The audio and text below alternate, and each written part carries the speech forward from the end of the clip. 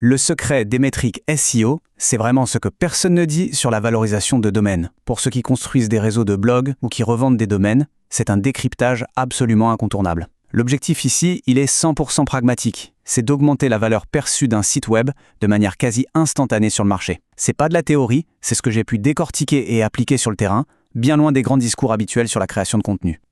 On va aller droit au but.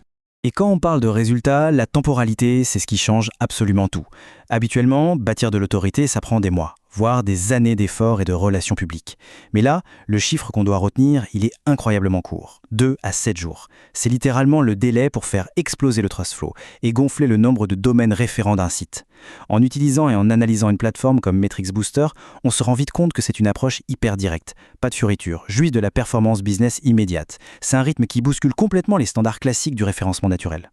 Mais attention, parce qu'il y a un piège majeur à éviter avec ce type d'accélération. La meilleure stratégie pour l'utiliser sans se cramer les ailes, je vais la révéler à la toute fin de cette analyse, donc il faut bien garder ça en tête. D'ailleurs, petite parenthèse pour ceux qui aiment l'efficacité et qui voudront tester cette mécanique de leur côté, il y a un code exclusif BBA10 qui offre 10% de réduction. Le lien est directement en description, c'est exactement le genre de petit avantage d'initié qui booste la rentabilité d'une campagne. Allez, on continue pour voir pourquoi le marché se plante si souvent sur ce sujet. C'est le moment de détruire une des croyances les plus dangereuses de notre marché. La croyance classique, c'est de se dire qu'un trust flow élevé, ça garantit magiquement des positions en or sur la première page de Google. C'est totalement faux. Le trust flow, c'est une invention de l'entreprise Majestic, c'est pas Google. La réalité, celle que j'observe tous les jours dans les transactions, c'est que ces métriques, elles servent juste à définir une valeur perçue sur une place de marché. C'est une monnaie d'échange, ni plus ni moins. Les acheteurs de liens regardent le trust flow pour savoir s'ils vont lâcher 50 ou 500 € pour un article sponsorisé. Piger cette différence entre l'algorithme secret de Google et la métrique publique de Majestic, c'est vraiment la clé absolue pour pas investir à l'aveugle. Alors, comment ça marche concrètement une solution comme Metrics Booster ? Quand j'ai commencé à analyser le truc, j'ai tout de suite vu que ça agit de manière chirurgicale, uniquement sur 3 indicateurs clés. Le trust flow pour la confiance, le citation flow pour le volume et les referring domains, donc le nombre de sites distincts qui font un lien vers la cible. En décortiquant ça, on voit bien qu'il n'y a rien d'académique. En fait, la plateforme, elle injecte artificiellement des signaux de popularité. Elle balance des liens depuis des domaines très spécifiques, choisis juste parce qu'ils ont un profil Majestic parfait. L'objectif, c'est pas du tout d'avoir de vrais lecteurs, c'est juste de forcer l'outil d'analyse Majestic à recalculer la note du site à la hausse. Ce qui nous amène à une vérité assez brutale, super bien résumée par cette citation « Ceci n'est pas un outil grand public ». Si l'idée c'est de générer du vrai trafic organique, d'attirer des clients sur une boutique en ligne ou de se bâtir une légitimité éditoriale authentique, on oublie. Dans mon expérience, ce genre de stratégie, c'est du sur-mesure pour les techniciens et les financiers du web. Il faut poser cette limite d'entrée de jeu pour éviter de cramer son budget dans un outil qui fera jamais grimper naturellement le nombre de visiteurs d'un petit blog ou d'un site d'artisan. Du coup, comment on opère ce boost et à quel rythme ? Honnêtement, l'offre, elle brille par sa simplicité. Pas d'abonnement à rallonge ou de configuration technique qui prennent la tête. Tout passe par un portefeuille prépayé, un wallet. Et on a 3 niveaux d'intensité. Le pack entrée, parfait pour un petit coup de pouce sur les domaines référents en 2 à 4 jours. Le pack intermédiaire, pour aller chercher un gros boost de trust flow en 3 à 5 jours. Et enfin, le pack avancé. Là, c'est l'artillerie lourde pour des gains massifs sur tous les tableaux, livrés en 5 à 7 jours max. On crédite, on choisit la puissance, et hop, le processus automatisé prend le relais. C'est d'une fluidité redoutable. Mais alors, dans quel cas précis c'est vraiment intelligent financièrement de déployer cette tactique ? À travers mes propres stratégies, j'ai repéré des cas d'usage professionnels hyper précis où ça devient très rentable. Premièrement, la revente de liens.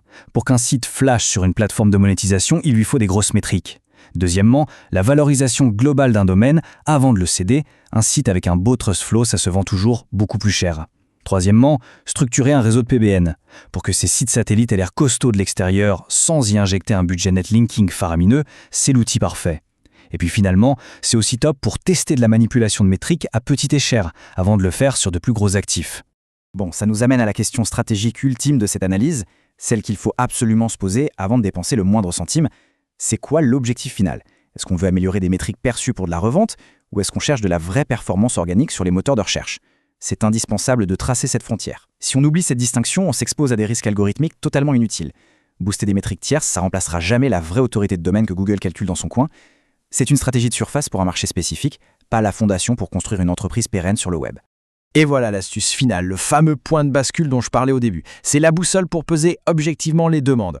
D'un côté, on a le boost de métriques. L'impact est fulgurant, c'est très rapide, mais c'est 100% indirect vis-à-vis de Google.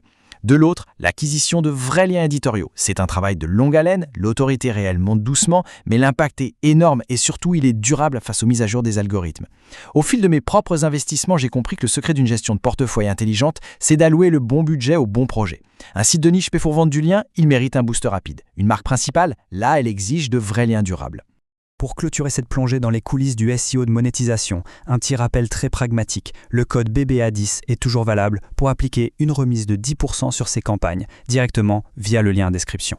Mais bien au-delà de l'outil technique en lui-même, il faut repartir avec cette interrogation fondamentale. Est-ce qu'une stratégie de visibilité globale doit reposer sur des métriques tierces facilement manipulables ou sur des fondamentaux techniques et éditoriaux solides? C'est le défi ultime pour n'importe quel architecte du web aujourd'hui. Il faut choisir ses armes avec discernement en fonction du terrain de jeu visé. C'est tout pour ce décryptage, en espérant que la frontière entre métriques perçues et réalité algorithmique soit maintenant parfaitement limpide.